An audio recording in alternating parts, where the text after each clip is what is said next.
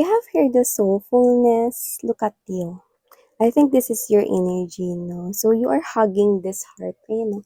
May niyayakap ka diyang heart na yan, no? Parang may pinapakiramdaman ka dito, no? And you feel like na parang ito yung klase ng pakiramdam na parang naramdaman mo na. Ganun yung energy, no? Parang naramdaman mo na to, no? Tapos parang ninanamnam mo yung ganitong pakiramdam, no? So, whatever the case may be, with that soulful, no, parang ramdam na ramdam mo na yung tinatawag nilang to the bones.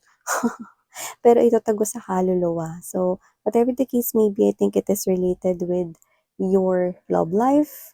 I do see that there is someone here making you feel na na ramdam mo itong emotions na to, no? Parang nanunuot, no,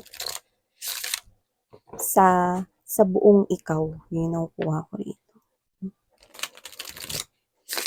And for some reason, you will be thinking here of a specific situation, no? Parang meron ka rito may isip, no, dun sa klase ng pakiramdam na yun, no?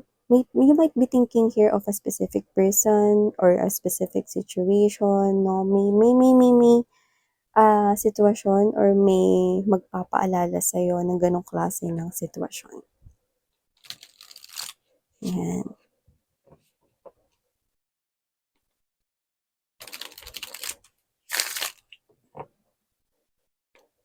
Let us see what's really happening here for ya, guys.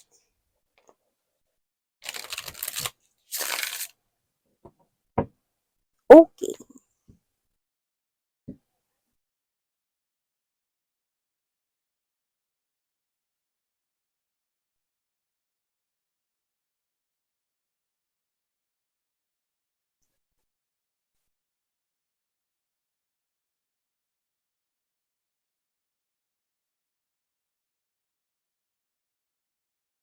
Kung ano man 'to, matagal na panahon mo 'no, mula nung na-experience mo itong bagay na 'to, 'no. So, yung nakikita ko rito 'no, with the serenity and there's this beginning and love, I do see na parang it's been, quite a long time already 'no, mula nung ma-experience mo itong ganitong klase ng situation or ganitong klase ng feelings or emotions. So, let's keep moving.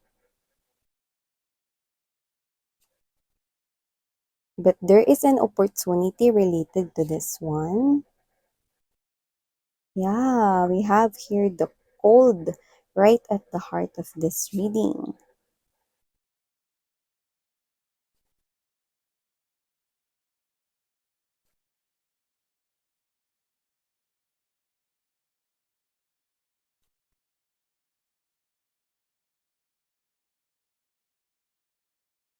Wow. Okay.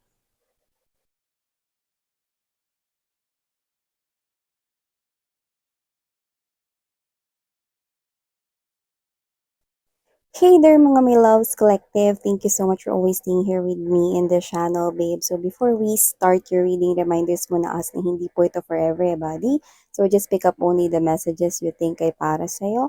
At kung ramdam mo na ang reading na to ay para sa'yo, then this reading might be para sa'yo, syempre, no? And of course, wala po tayong gender dito, bae, lalaki, LGBT, lahat kayo welcome. You can flip roles as well if you want, okay? And at the end of the day, you always have your free will, free rin kayong gamitin. Yan. So, I must say that we have here the love and the beginnings. Look at that. Itong love na ito, no, mukha siyang building here, no, with the wings of a butterfly. You look at that. And butterfly is the symbol of changes, no? So, marami ng transformations yung nagbago, lumipas na rin yung mga panahon, no?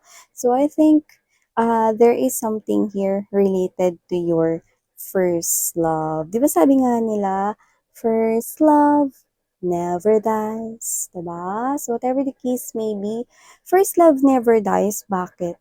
Kasi yun yung unang experience na naramdaman mong bumibilis yung tibok ng puso mo, but you do not have any uh, heart illnesses or heart failures, 'di ba? It's just that whenever you are around your first love noon, your heart starts to beat faster, no? And you do not know what's really going on, and you start to feel that strong or intense na nininervyos ka, kinakabahan ka, no? You want to always look at your vest, no? Kapag ka nakikita mo siya, no? You want to be always at your best, na parang maayos yung buhok mo, no, maayos yung itsura mo, no, nakapustura ka, no, you look tidy, you look clean, you look pretty, you look handsome whenever you are with that person, no. At lahat yun na-experience mo sa first love. Kasi when we say first love, no, nandun yung mga una eh, no, lahat ng una, 'di ba? Unang pagkakataon na natulala ka dahil sa first na crush mo or first love mo, 'di ba? Unang pagkakataon na nautal-utal ka, no, kapag kinakausap mo siya, no? Unang pagkakataon na nagtago ka, tumakbo ka kasi nagulat ka, hindi mo alam yung gagawin mo dahil andiyan siya. Unang pagkakataon na nataranta ka 'no, pero nag-iwan ka ng sulat sa mesa niya 'no. Yung mga unang lahat 'di ba? Puwede rin naman sa iba unang beses 'no, nakinis mo siya sa kanyang pisngi 'no, tapos tumakbo ka 'no. Unang beses na nagsabi ka ng gusto kita or I love you 'no. So, no one can definitely tell na hindi yun love kahit na ikaw ay young noon. Kasi when we say first love, that is the first time you feel weird, okay? Or you feel like a fool, but you do not want na tumigil, no? That is love. That is first love, 'di ba? So, wala talagang makakapagsabi 'no, kung love 'yun or hindi, walang karapatan ng ibang tao 'no, to tell na, "Ay hindi 'yan love kasi ang bata mo pa." No, whether you are kinder nursery, middle school, high school, college, or even tapos ka ng mag-aral, no? Pero you feel na yun yung pinakaunang beses na sobrang naramdaman mong in love ka, no? And you even ask yourself, what's really going on? Nababaliw na ba ako? Ano nangyayari sa akin? May sakit ba ako? Or whatever, no? But these are all signs of first love. Lahat yung naramdaman mo, unang kilig, no? Yung iba unang heartbreak, nasaktan ka dun 'no, ang dami mong iniyak na balde ng luha, 'di ba? So whatever the case may be, nakita ko rito na lahat 'yan na-experience mo 'no, sa iyong first love. Pero more likely nakukuha ko rito yung mga first na mga happy 'no, na mga moments na yung mga unang beses na kinilig ka, unang beses na ngumingiti kang mag-isa. Yung mga lovey-dovey moments mo with your first love, yan. Ay, alam ko na yung sasabihin mo, miss, yan. Ang sasabihin mo sa'kin, makikita ko ulit yung first love ko, tapos siya na yung last love ko, 'no? Ay, mali ka. O, ikaw na dito. So, nakita ko dito, no, na kaya ko binanggit yung first love mo, kasi yung first love mo na yan, eh, lahat ng na-experience mong ganyan sa kanya ay muli mong mararamdaman, but with a new person na. So, ibig sabihin, no, kaya nga sabi ko sa inyo, with the serenity, it's been a long time right here, but you're crossing this opportunity right here. You're crossing this opportunity right here, no? And it feels like na parang isa itong chance with the serendipity, no? Para itong chance, no, na napakaganda, na para itong klase, no, na ano, when you are going into an amusement park, no, sa mga Enchanted Kingdom, Star City, na Disneyland, no? So, hindi pa ko endorsers ng mga yan. Binanggit ko lang. So, when you go to an amusement park, what is the first thing, no? Lalo na yung first time ka nakarating doon, paano ka nag-react, no? Kahit ilang taon ka nakarating doon, no? Anong taon ka man or edad, no? 'Di ba? You are like, wow! ang ganda dito, 'di ba? Mommy, Daddy, gusto ko dito, 'no? And, kapag ka nagpupunta ka 'no, kahit malaki ka na, matanda ka na 'no, nagpupunta ka sa amusement park na parang ang saya-saya ng paligid 'no, and naa-uplift yung mood mo, yun. So, there's a chance right here 'no, na parang, mababalik ka dun sa mga times na na-experience mo yung first love kung tawagin 'no. Pero hindi na dun sa first love mo na yun. I'm just pertaining yung mga unang malulupitang mga experiences at mga naramdaman mo during those times 'no. So, someone here new, bago, puwedeng ka-connect niyo na ngayon or paparating pa lang siya 'no, look at that. See? You could be meeting this person here in autumn season. For others of you, that's very specific. But in any time naman, you can meet that person here. And with this cold, I do pick up that someone here, okay, is tinawag for you. No? Tinawag siya rito no, for you to experience this first love once again. No? Yung mga na-experience mo nung times na yun. No? And then, as you get to know or as you get along with that person with the meditation right here and there's this fierce and rooted, you will definitely see no na parang naramdaman ko na ito. Ang tagal ko nung huli kong naramdaman ito. No? So ganito, di ba? Nung first love mo, meron ka ng mga nakakonect pagtapos nun. Pero hindi na yung kasing lupet ng mga na-experience mo 'no, na feelings and emotions nung unang pag-ibig. Kaya nga yung iba 'no, naalala nila yung mga una nilang pag-ibig kasi yun yung unang mga pakiramdam na naramdaman nila 'no. But it's been a long time 'no, kahit may mga naka-connect ka na, hindi mo naramdaman yung kagaya ng naramdaman mo sa first love mo 'no, and then it's been matagal na panahon tapos may dumating dito, siya yung nagparamdam sa'yo na parang, bumibilis ulit yung tibok ng puso mo 'pag nakikita mo siya ano, and even though you are already at the right age, you are acting like before 'no, kagaya nung mga galawan, actions 'no, or pag-asta mo nung ikaw ay nakaka-experience ng first love mo unang-unang panahon pa lang 'no. Yung parang gusto mong umalis dun sa place kapagka nandun yung person kasi nahihiya ka 'no, you're so nervous 'no, and then this is you na parang hindi mo alam yung sasabihin mo and then you go utal-utal 'no, and then this is you are experiencing the same experiences you've got from that first love, that first kaba, that first nervous, no?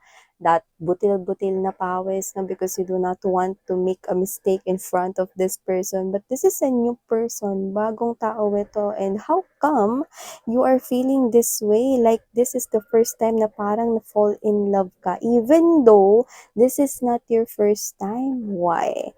Because this is the person called, tinawag para sa'yo. Yan. And for some reason, you will remember all of these things na ito yung mga na-experience ko dati. Nung first love ko. Yan no, see another. Tinan mo. This is a bahay, no, at may butterfly doon, no, and look at this.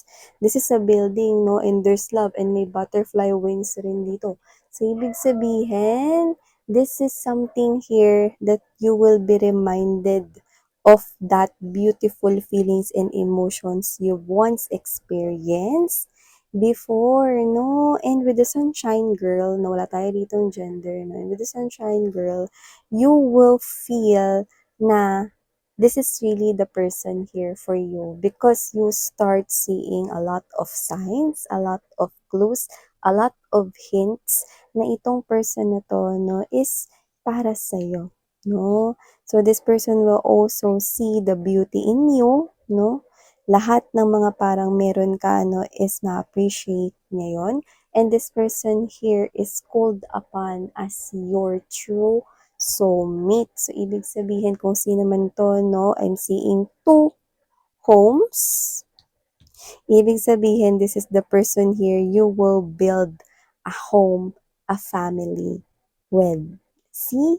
There's marriage that I'm picking up right here, and for some reason, you feel so familiar, feel so comfortable with this person here because this person is your one true soulmate. Siya yung tinawag here for you guys. Yun yung nakikita ko dito.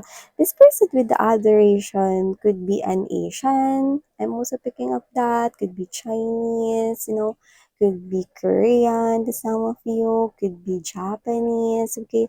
So whatever the case may be, it could be uh, any person here, no, in this world. Pwedeng hindi lang din yan Asian, or baka meron din na parang cherry blossom na trees sa kanyang country. Maybe this person here is living in a different country here. But I do see that this person here will adore you. And look at that. This person here will give you a lot of comfort. This person here will support you. This person here will be always right by your side no matter what happened.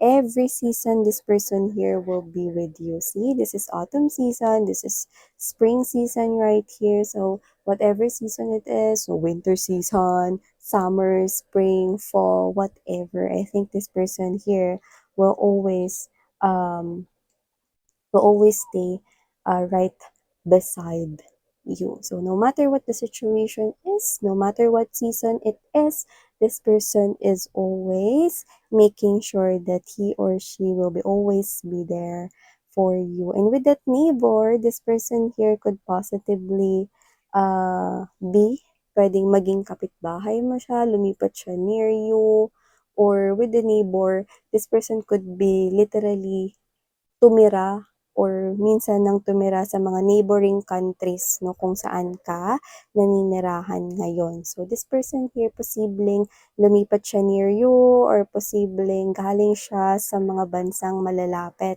no, sa inyo. So pwede rin naman na itong person na to, no, is posibleng lumipat near your residence or kung saan ka nakatira, your home, or pwedeng lumipat sa iyong workplace. Yan. So maybe this person here is posibleng makakwentuhan mo doon na magsimula ang inyo ritong love story, no?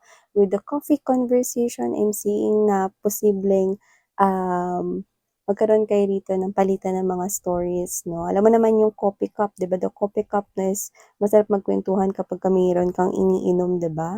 Coffee, tea, yan. So kahit ano. And with the unity, I do pick up right here, see another home. Diba? So, nakita ko rito na kapag kayo ay nagsama na talaga in one home, no, may pagkakaisa, unity, no? May pagkakaisa, no? Meron ditong pagrespeto sa magkakanyang mga opinion, feedbacks, no? At magka-come up lagi kayo sa isang desisyon kung saan parehas kayong mag-a-agree. 'Di ba? How amazing is that, no, na makatagpo ka rito ng person na hindi sasalungat. 'Di ba? Sa mga desisyong gagawin. At ang maganda, ang desisyon na ito, no, ay parehas na pantay ninyong bubuuhin. 'Di ba? So, parehas na marunong makinig sa opinyon ng isa't isa at mula doon makakabuo kayo rito ng isang pinagkasundo na desisyon at yan yung gagawin ninyo, no, simula ng kayo ay magkakilala hanggang sa pagpapatuloy ng inyo ritong buhay bilang magkatuwang sa buhay, no, bilang mag-asawa, no, bilang isang pamilya. So, nakita ko dito, no, na may pagtutulungan dito hanggang dulo. And why not? This is your true soulmate, no? This person also has a lot of respect for you and so do you, 'di ba? Ikaw din ganun ka sa kanya. And I'm seeing a lot of flowers. Tinan mo, lalaki ng mga flowers dito. Tinan mo, yun, no? Diba? Saka nakita yung flowers, mas malaki pa doon sa bahay. Dito rin, ang laki ng mga bulaklak dito, mga babes. Ang dami bulaklak. Ito pa, no, kahit mapa dito yung bulaklak, no, pati dito. So, ibig sabihin, no, magsisimula na rito umusbong ang mga magagandang sitwasyon pagdating sa inyong love area or sa usaping pag-ibig, no? Nakita ko rito na isang person ang tinawag, no? Na yung lahat ng experience mo na super intense, na super happy na mga experience mo nung first time kang ma-in love is muli mong mararamdaman. But with the new person, no? New person meant for you to stay sa iyong lifetime. Wow! So congratulations because this is the person here that you will be marrying with and you will stay with this person's arms forever. So, thank you so much. Please to check out other channel if you're interested to mambay dyan. Then, see you there. Sarang Love and Light. Annyeong.